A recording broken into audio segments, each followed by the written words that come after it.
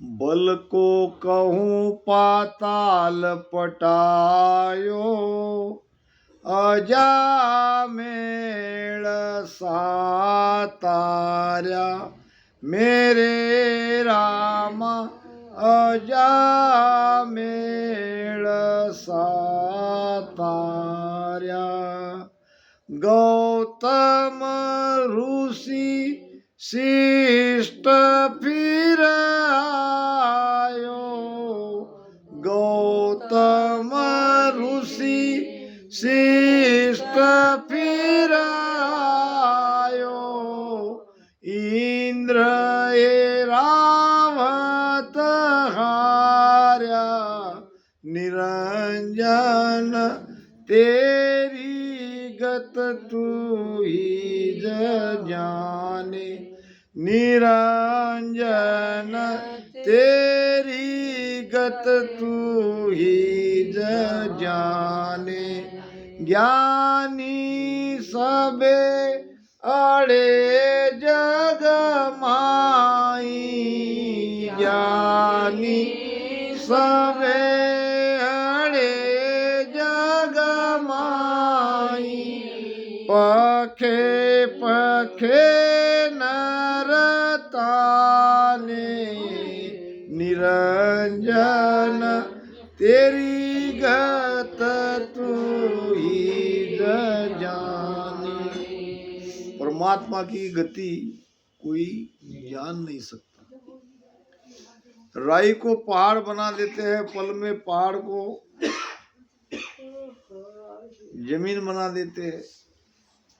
जीवित दिखता है उसको, तुरंत मर जाता है, और मरने वाला भी जीवित हो जाता है।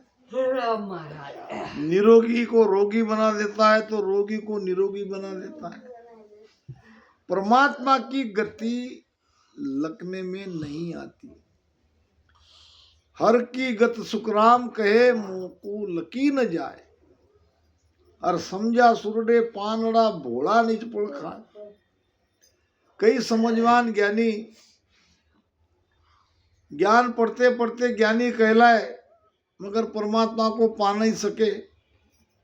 कई साधारण बोले राम राम करके परमात्मा के देश में चले गए। परमात्मा की गति लगने में नहीं आती। बल को कहूँ पाताल पटायो, इतना धर्मात्मा, इतना पुण्यवान राजा बलि, उसको तो पाताल में डाल दिया। और जो पापी था राम नारायण करते करते मरा हुआ अजामेल ब्राह्मण, उसको तुमने गति मिला दी, जिसने तुम्हारा नाम ही नहीं लिया। जो ब्राह्मण होके नीच कर्म करने वाला और मांस मदिरा सेवन करने वाला, चोरी करने वाला, जुआ खेलने वाला, वेश्यागमन करने वाला, अजामेल के जैसे पापी को तुमने उसका उद्धार किया। और जो धर्मी था, दानी था, जिसने तुमको वचन दिया, उसको तुमने पाताल में दबा दिया। परमात्मा की गति हमें लखने में नहीं आती। वो कुछ भी कर सकते हैं, वो जो चाहे वो कर सकते हैं।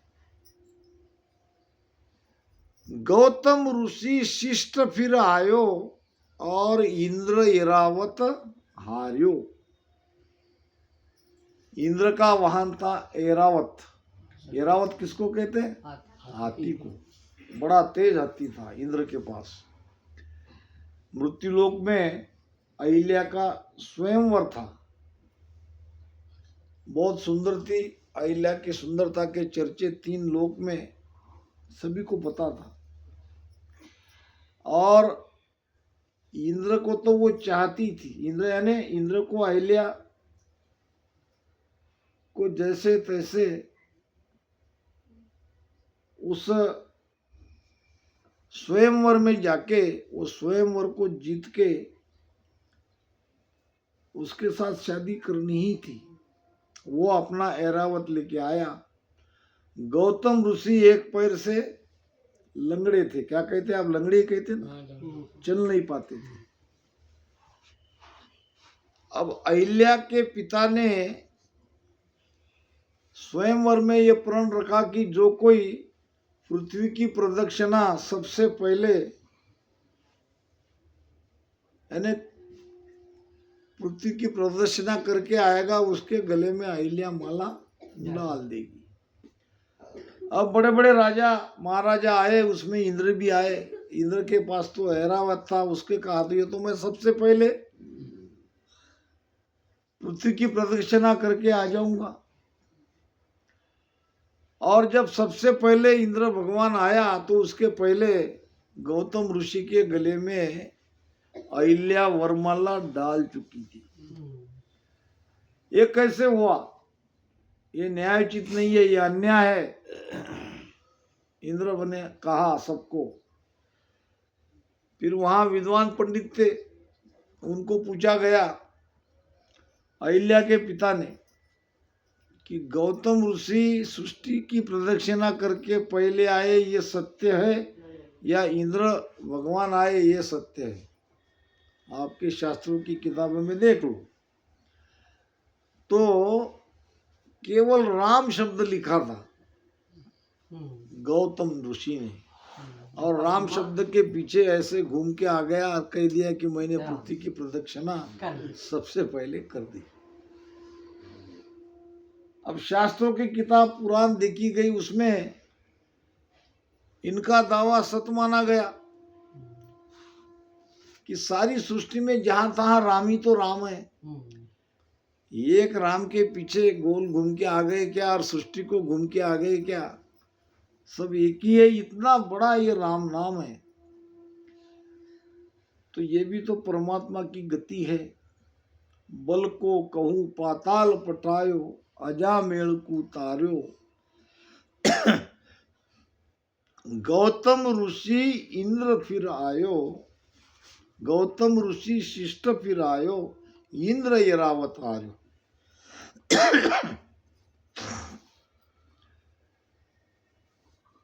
और कहते हैं महाराज, पत्थर किया पात सुहल का, पात पहाड़ सुभारी, मेरे राम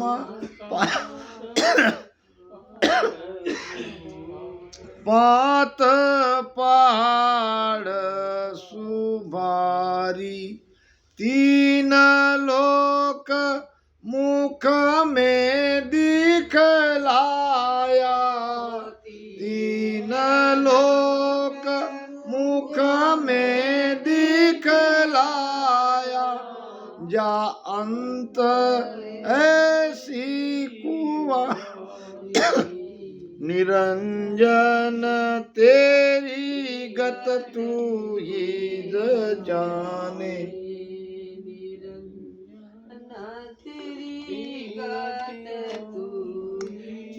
जाने।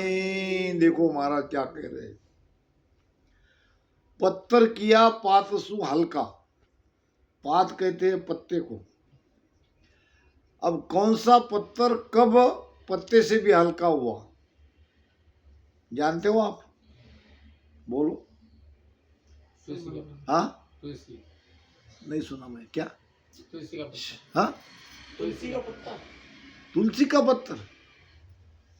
पत्थर किया पात सु हल्का, पात पहाड़ सु भारी। कहे तो ठीक रहे हो, थोड़ा इधर उधर हो गया मामला। पत्थर जो सेतु बनाया है वो क्या हुआ? सेतु कैसे बना? पत्थर तैरने लगे। पत्थर कभी तैरते क्या? पत्थर कभी तैरते क्या? क्या कहा नेताजी आपने? राम नाम से तैरा हूं। राम नाम से नहीं तैरे हो, वो तो कहने में आती है बात, ऐसी रामायण में आती है। हमारे गुरुदेव कहते थे कि नल और नील नाम के दो बंदर थे। नल और नील। अब एक समुद्र के तट पर एक कोई महात्मा जी रहते थे। उन्होंने छोटी सी कुटिया बना के रखी थी। अब जब कभी वो बाहर जाते थे बाजार में, तो वो बंदर आके उसके सारे बर्तन समुद्र में फेंक देते थे और फिर वो डूब जाते थे। अब कई बार, कितनी बार लाएगा, कितनी बार वो परेशान हो गया कि बाहर से, बाजार से बर्तन लाए तो कुछ दिनों बाद ये बंदर उठा के ले जाते हैं, समुद्र में फेंक देते हैं। फिर उसने दिया श्राप। क्या श्राप दिया? कि इनके हाथ से फेंकी हुई वस्तु कोई समुद्र में डूबने ही नहीं। श्राप दिया उनको, जो भी ये फेंकेगा वो कोई डूबेगा नहीं। अब क्या हुआ, उसको बार बार बाजार में जाने के लाने की तकलीफ कम हो गई, क्योंकि बंदर फेंक देते थे वो डूबते ही नहीं थे, उठा ले आता था। अब ये बात तब पता चली जब वो सेतु बांधने का समय आया। नल और नील ने जो पत्थर फेंके वो तैर गए। नल और नील ने जो पत्थर फेंके वो तैर गए और उसका सेतु हो गया। अब कोई कहते कि भाई रा और मां लिखा वो तर गए,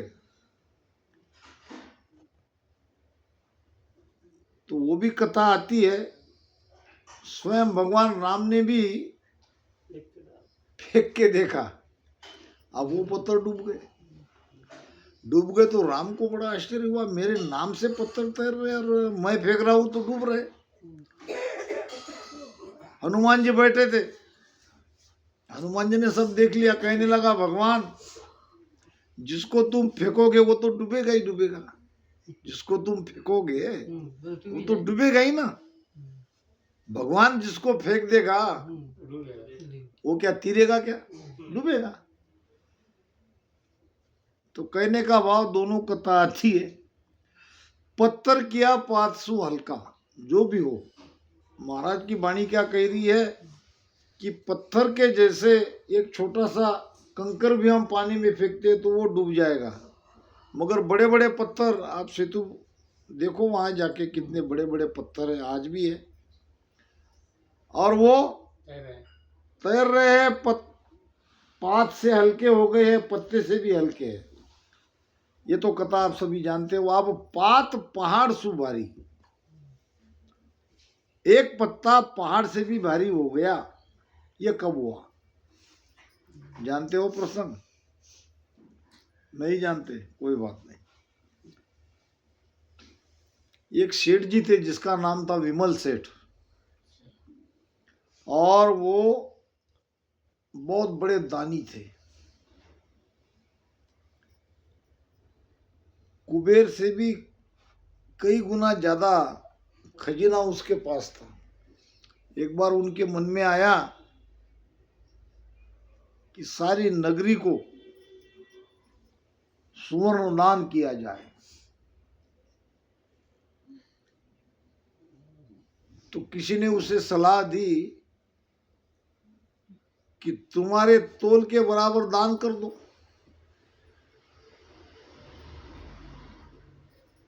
तुम एक इस तरफ से बैठो, इस तरफ से सुना, और वो दान कर दो। तोला गया, सोने की कोई कमी नहीं थी। अब गांव नगर में ढिंडोरा पिटवाया कि हर एक को आके विमल सेठ जी के हाथ से दान लेना है, कोई भी छूटना न पाए। ऐसा एक भी व्यक्ति बाकी नहीं रहना चाहिए जिसने दान नहीं लिया। लोग आते गए, दान देता गया, लोग आते गए, दान देता गया, फिर भी काफी सोना पड़ा था। अब सारे लोग खत्म हो गए। नौकर जाते थे, सेवक लोग दो दो बार, तीन तीन बार, तुम्हारे घर में कोई रहा तो नहीं, जाओ लेके आओ। सारा गांव छान मारा, कोई बाकी नहीं रहा। सबने कहने लगे हमने ले लिया। सच्चाई का जमाना था। अभी का रहता तो क्या होता, दोबारा तीबारा जाते थे, हम रह गए। मगर वो जमाना, वो समय अलग था, आज का समय अलग हो गया। अब सब कुछ देखने के बाद सेठ जी ने कहा देखो कोई रहा तो नहीं। फिर नजर में आया कि एक कोई संत है, जो कहते कि मुझे दान नहीं चाहिए। सेठ जी को दान तो लेना ही पड़ेगा, जैसे तैसे उसको मना के लाओ, एक व्यक्ति भी छूटना नहीं चाहिए। गए, संत ने मना किया। वो संत थे संत नामदेव जी महाराज, हमारे महाराष्ट्र के थे। मना कर दिया। फिर सेठ जी दान का भी अहंकार आ गया, वो मना करते तो मैं उनको दिए बगैर नहीं रहूंगा। सारे नगरी में एक ही बिना दान का छूटे, ये कैसी बात है। जाओ, जैसे तैसे उसको मना के लाओ, कहो जितना बोलेंगे उतना ही आपको दान दिया जाएगा, मगर आओ, तुमको दान लेना ही पड़ेगा। जब ज्यादा आग्रह होने लगा तो नामदेव जी महाराज आए, कहने लगे सेठ जी मुझे कोई धन की आवश्यकता नहीं है, मैं तो परमात्मा की भक्ति में सदा रत रहता हूँ, मुझे उसी में आनंद आता है। ये धन से तो उल्टा बाधा आएगी। फिर भी आप नहीं मानते हो, मुझे आना पड़ा। अगर देना ही चाहते हो तो अभी तुम्हारी बात आती है। मेवाराम जी, तुलसी का एक पत्ता लिया छोटा सा और इसको तोल के दे दो। विमल सेठ ने कहा ये क्या मजाक कर रहे हो, तुलसी का पत्ते का कितना दान आएगा। अरे भाई जितना देता हूं उतना लो, नहीं तो थोड़ा शोभा होने जैसा तो दान दो। ये कोई दान लेने का तरीका है। मुझे भी आनंद आया कि मैंने एक संत को दान दिया। बोलो क्या बनवाना है, कहीं मंदिर बनवाना है, मूर्ति बनवानी है, सब बनवा दूंगा, तुम खाली कहो, बस इतना ही मुझे दो। अब तोला गया, इधर से तुलसी का पत्ता, अब इधर से बचा हुआ सोना, मगर ये उठे ही नहीं ऊपर, वो पूरा का पूरा डाल दिया। ये क्या बात हुई, इतना सोना डालने के बाद भी उसका बराबर ही नहीं हो रहा है।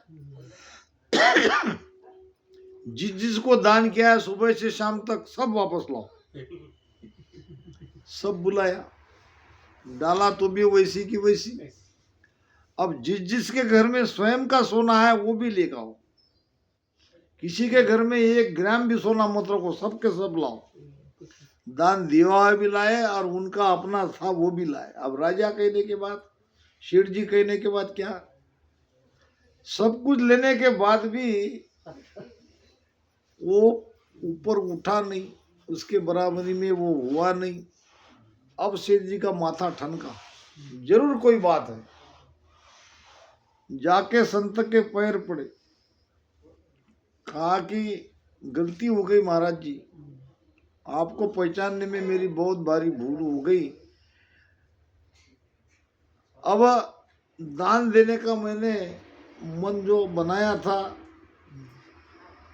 मुझे नहीं देना है, मगर ये क्या है ये तो बताओ, ये क्यों नहीं तोला जा रहा है। अब वो तो दान का अहंकार आया था, वो अहंकार को खत्म करने के लिए नामदेव जी महाराज ने ये सब किया। तो फिर उसने परमात्मा को कहा मुझे क्या पता, वो तो परमात्मा ही जाने। कैसे तुलसी के पत्ता है कि बराबरी तोला नहीं जाता, तो परमात्मा कर सकता है। पत्थर किया पात सु हल्का, पात पहाड़ सु भारी, 3 लोक मुख में दिखलाया, जहां अंत ऐसी खुआरी। खुआरी नाम खराबी। अब 3 लोक मुख में किसने दिखाया, बोलो किसने मुख में 3 लोग दिखलाया, 1 बार नहीं 2 बार। अर्जुन के लिए। हाँ, अर्जुन के लिए। किसने? कृष्ण ने। कृष्ण भगवान ने। हाँ। बिल्कुल बराबर। 1 बार उसने माता को दिखाया, माता डर गई, छोटा था तो दिखाया। और 1 बार अर्जुन को दिखाया, मिट्टी खाई तो मिट्टी खाया तब दिखाया था। 1 बार अर्जुन अर्जुन जब उसको, अर्जुन विषाद योग में लिखा था कि अर्जुन अपने भाइयों से लड़ना नहीं चाहता था,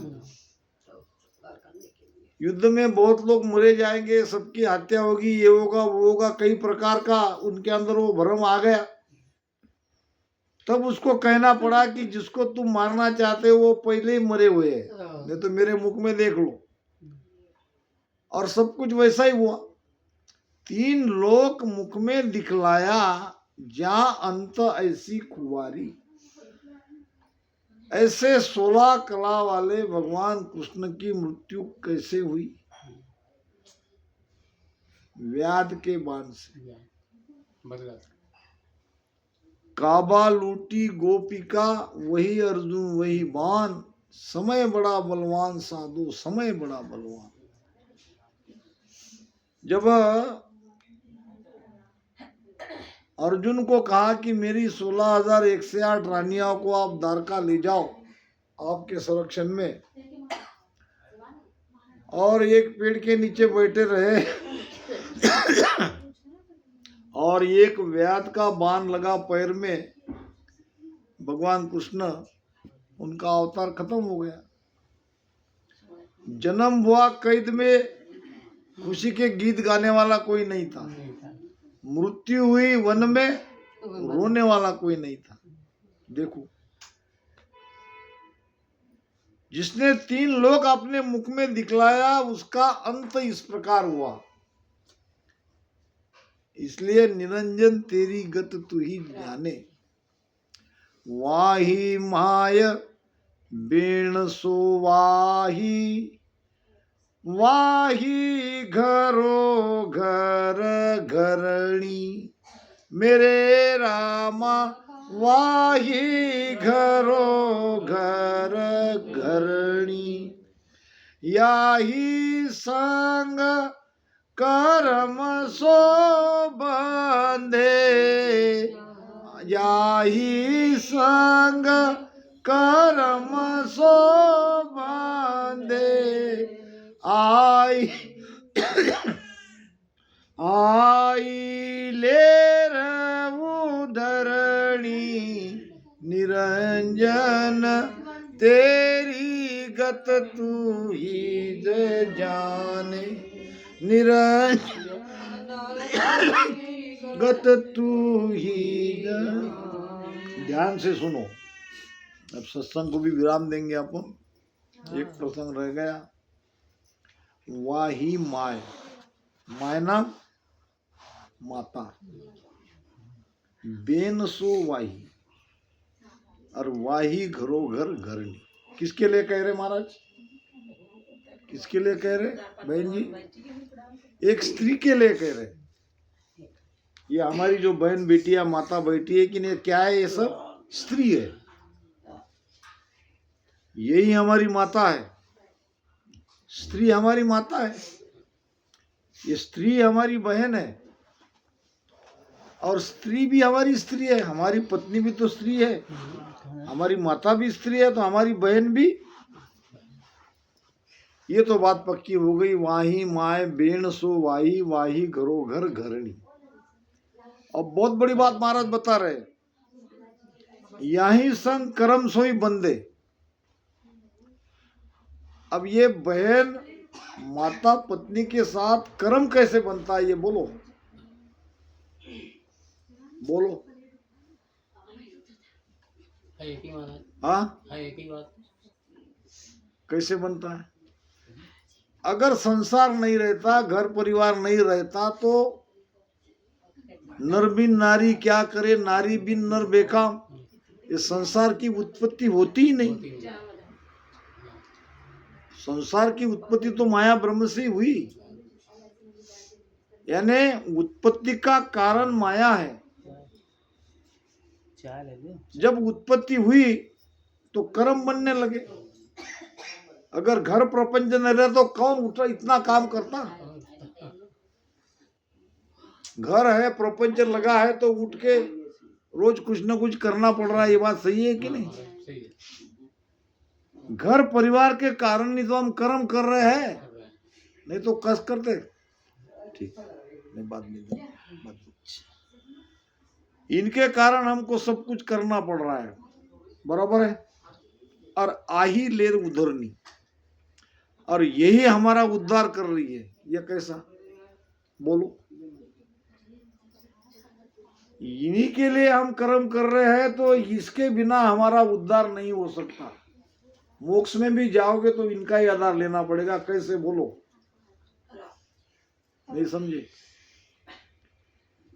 मोक्ष कैसे जाता है जीव? क्या करने से? शब्द का मेल। हाँ, सूरज शब्द का मेल। उसके पहले और क्या करना पड़ता है? सुमिरन। सुमिरन करने के बाद सुरती शब्द का मेल से ही मोक्ष होता है। अच्छा, सुमिरन किससे करते हो आप? बगैर सुमरे से मतलब आगे हो ही नहीं सकता। हाँ, बगैर सुमरे से हाँ, सुरती शब्द मेल हो ही नहीं सकता। हाँ। अब ये बताओ कि भजन किससे करते हो आप? भजन कैसे किया जाता है, बोलो? जीभ से। जीभ किसका अंग है? शरीर का। शरीर से ही राम राम करोगे ना। शरीर क्या है? शरीर माया है। शरीर क्या है?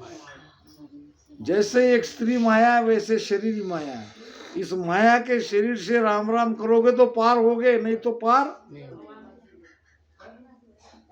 इसे कह रहे महाराज, वाही लेर उदरनी। ये माया ही तुम्हारा पार करती है, तुमको भवसागर से पार लगाने में मदद करती है। कहाँ कहूँ मुझ लखियन जावे, उथल पुथल तेरी माया। मेरे रामा उथल पुथल तेरी माया। के सुख राम अरत कर खोजा, के सुख राम अरत कर दे क्या। तुझ हर पार न पाया, निरंजन तेरी गत तू ही जाने। निरंजन तेरी गत तू ही जाने। अंत में गुरु महाराज कह रहे हैं, कहाँ कहूँ मुझ लखी न जावे। क्या कहूँ हे भगवान, आपकी माया मुझे या आपकी गति मुझे लखने में नहीं आती, क्योंकि सारा आपका खेल उथल पुथल है। ये तेरी माया का कोई पार नहीं है। एक बार भगवान कृष्ण के मित्र थे सुदामा। सुदामा पीछे पड़ गए भगवान को, मुझे तुम्हारी माया देखनी है। भगवान ने कहा, मेरी माया देख के क्या करोगे? नहीं नहीं, मुझे देखनी है तुम्हारी माया कैसी है। फिर कहता हूं तुम पछताओगे। मेरी माया का भयानक स्वरूप है, तुम देखते ही पछताओगे। नहीं नहीं, मुझे एक बार देखनी है। अब दोनों जा रहे थे, एक पेड़ के नीचे बैठ गए और उनकी बातें चल रही थी। भगवान ने बहुत टालने की कोशिश करी, फिर कहा देखेंगे, कभी मौका मिले तब बता दूंगा। पहले चलो हम जाते हैं तालाब पे और वहां स्नान करते हैं। अब दोनों स्नान करने गए। सुदामा जैसे ही पानी में नीचे गया, नीचे जाके एक दूसरे देश में चला गया। वहां देखा तो हाथी के सूंड में फूलों की माला लिए कुछ लोग सामने खड़े थे। और जब ये सुदामा गया तो उसके गले में माला डाल दी गई। उसने कहा, ये क्यों? अरे भाई, सबसे पहले तुम हमारे नगर में आए हो, हमारे राजा की मृत्यु हो गई है, हमको नया राजा नियुक्त करना है, तो तुम आज से हमारे राजा। अब राजा बन गए। राजा बन गए, देखा तो एक सुंदर स्त्री बैठी थी। पूछा कि ये कौन है, तो जो जिसकी मृत्यु हो गई वो राजा की लड़की है, राजकन्या, राजकुमारी। अब इसके साथ तुम्हारी शादी होने वाली है। शादी हो गई, 2 बच्चे हो गए, 12 साल निकल गए। अब एक दिन एकाएक जो राजकुमारी उसकी पत्नी बनी थी वो मर गई। मर गई तो रोने लगा, और लोगों ने समझाया, महाराज उठो, ये जीवन है, इसमें तो जन्म मृत्यु होता ही है, इतना विलाप करना आपको शोभा नहीं देता। आप राजा हो, प्रजा की रक्षा आपको करनी है, उठो, दुख दर्द को झेल लो। अब लोगों के समझाने से वो उठा। अंतिम संस्कार के लिए फिर वो रानी को ले जा रहे थे। आगे देखा तो 2 चिता वहां रची गई। अच्छा। फिर उसने पूछा, दूसरा कोई मरा क्या? और वो भी जहाँ राजा लोग को जलाया जाता है वो जगह 2 चिता कैसी? तो लोगों ने कहा, एक तुम्हारी रानी के लिए नहीं, एक तुम्हारे लिए। मेरे लिए क्यों? मैं तो मरा नहीं, मैं तो जीवित हूँ। आप जीवित हो, मगर हमारी रीत है कि पति पत्नी में से कोई एक की मृत्यु हो जाती है तो दूसरे को जीवित हम जला देते हैं। अब और रोने लगा। अभी तक रोता था पत्नी के लिए, अब रोने लगा अपने लिए। अरे मेरा कसूर क्या? मैंने कुछ नहीं किया और मुझे जला रहे हैं। अब रोते रोते बाहर निकला। भगवान कृष्ण कहने, तुम क्यों रो रहे हो? क्या हुआ? क्यों रो रहे हो? मेरे 2 बच्चे अनाथ हो गए, मेरी पत्नी मर गई और ये लोग मुझे जला रहे हैं। रो नहीं तो क्या करूं? कहाँ पत्नी, कौन से बच्चे? तुम तो मेरे पास ही हो। क्या ये जो मैंने देखा ये क्या था? यही तो मेरी माया है। मेरी माया ऐसी है। माया क्या है दूसरी? तो महाराज कहते हैं, कहाँ कहूँ मुझ लखी न जावे, उथल पुथल तेरी माया, और कै सुकराम अरत कर दे क्या, तुझ हर पार न पाया। परमात्मा का पार कोई नहीं पा सकता।